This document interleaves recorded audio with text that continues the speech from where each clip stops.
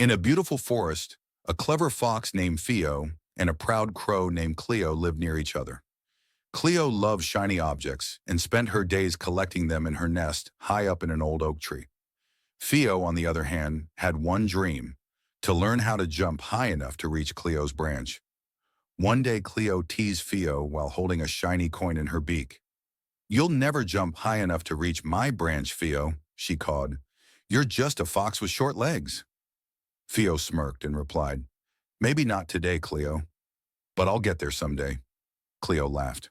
"We'll see about that." The next morning, as the sun peeked through the trees, Theo began practicing. At first, he couldn't even jump over a small bush. He stumbled, his legs ached, and other animals in the forest giggled as they passed by. "Give it up, Theo," a squirrel chattered. "Foxes aren't made for jumping." But Theo ignored them. Every morning, he woke up early and practiced jumping. He started small, leaping over rocks and fallen logs. Then as he got better, he aimed higher, hopping over bigger boulders and even low-hanging branches. Days turned into weeks and weeks into months. Theo's legs grew stronger, and his jumps became higher and more powerful. Still, Cleo watched from her high perch, amused. "Nice try, Theo," she called down one day, "but you'll never reach me." Theo didn't reply. He just kept practicing. One crisp morning, Cleo was preening her feathers when Theo appeared at the base of the oak tree. His eyes sparkled with determination.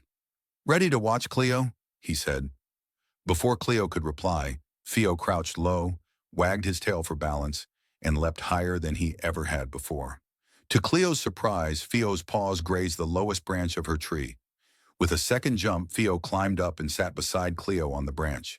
The proud crow stared at him, wide-eyed.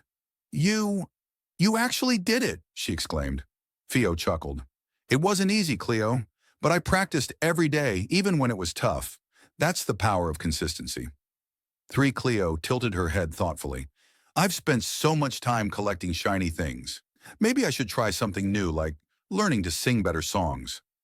From that day on, Theo and Cleo became friends who inspired the entire forest. Theo kept jumping higher, exploring treetops, while Cleo practiced her singing until her melodies filled the woods with beauty. The other animals, once doubters, began to admire their efforts. They learned that with patience and persistence, even the most impossible dreams could come true. And every morning, as the sun rose, the fox and the crow reminded the forest, small, steady steps lead to great heights.